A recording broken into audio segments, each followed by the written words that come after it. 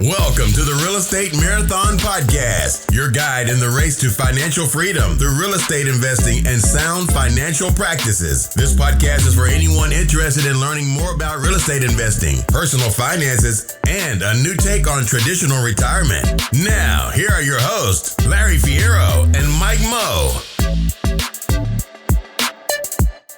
What's going on, everybody? Welcome to the Real Estate Marathon Podcast, your Monday morning motivation edition, where we follow up on our call to action from the last episode. We hit you with a little motivation to start your Monday morning off right, and then we tee up our episode to come. And coming up this Thursday, we got a deep dive into wholesaling, building and scaling a business, a little bit of buy and hold. And we're all over the place on Thursday, but it's a good one with Mr. Frank Scappaticci, Grayline Investments. Yeah, Frank was a fantastic guest. Came in talking about how they started their wholesaling business and just building those relationships and how they go about filling their pipeline, and just dropped so much knowledge. And he's a military guy, and just had so much information that he shared with the listeners that I'm very excited to introduce him and bring his podcast to everybody on Thursday. He's a must listen.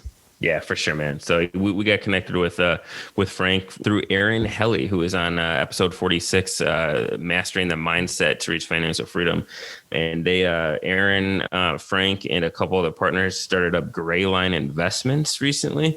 So Frank's the CEO of Grayline Investments. And yeah, it's super cool to see how they've scaled so quickly. And just to hear about like the processes that they put in place in their business, and like the time and effort that they put to really kind of map out how a deal makes it from A to B in their pipeline. So it's really cool to hear. He has several aha moment things that kind of resonated with me really well. And he was just like, telling us about the finding these deals, and it was amazing. I can't even describe it until you listen to it. It's like a science at how from the top of the funnel down to the bottom, how they facilitate these handoffs with these different team members that they've created with the transaction starts and how it finishes. It's really cool to hear. So.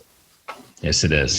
So I'm excited for that Thursday. I did that in reverse order. We were supposed to do a whole lot of things before we talked about Frank Scappaticci, but I was so excited about it, I had to jump the gun. But anyways, man, let's follow up on our call to action from last Thursday. We had Mr. Antoine Martel schooling us on how to burr properties from afar. He was he realized he was priced out of his home market in the California area, and started burring long distance in the Tennessee, right? Was that the market that he was in? Yep.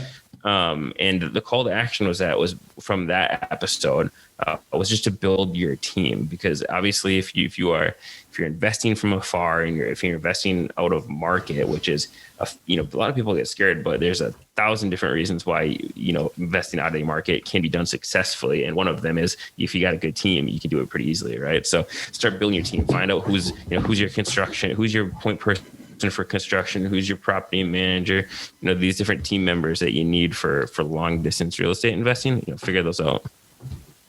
Yeah, real estate is definitely a team sport, and if you don't have the proper team in line and on your staff, then it's going to be difficult for you to be successful. So start that early, start it often, and make sure you're interviewing these people, because once you get things coming into your pipeline, you want these people in place to just jump into the systems that you've created.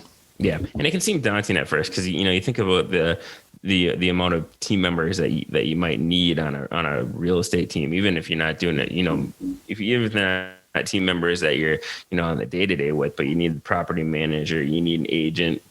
Potentially, if you're not doing off-market deals, you might need a CPA, you might need a transact, like an attorney or something like that. But a lot of times, if you start with one, if you find a really, really good contact, a lot of times that they'll set you up with, their contacts as well for these other trades and these other team members. To start with one, I usually start with the property manager, since that's kind of a very, very, very important one if you're investing long distance. So start with one, and maybe they'll lead you to the others.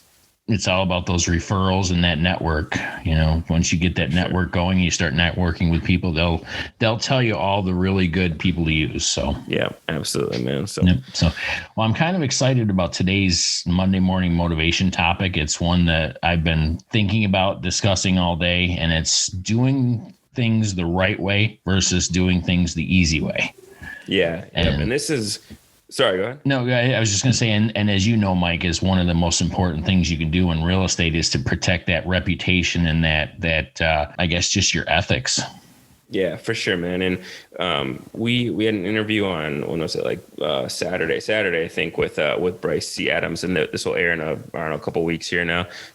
Or actually, it'll air in December. But anyways, he brought this up because he brought it up. When he was starting out, you see a lot of people looking for that silver bullet, and that one thing that's going to do it from in their business. And you see a lot of people taking the easy way just because it's, the path of least resistance. But to your point, man, it's 9 times out of 10, it makes more sense to slow it down and do it right, even if it's a little bit more time consuming, because if you go the easy way, if you go the path of least resistance, 9 times out of 10, you're going to cause yourself more work, more headache long term. And you don't want to get the reputation as being the guy or the girl or whoever that does things half-heartedly. Right. You want to make sure you're going the distance, doing it the correct way, like you said. And once you get that, somebody told me a long time ago, it takes 30 years to build a reputation and 5 seconds to lose it. Right. And they're not joking. They really, that's the truth, straight up. Yeah, for sure, man. And it's one of the things, especially in the season that we've got now. This is our first podcast episode of November. Tomorrow is the election day.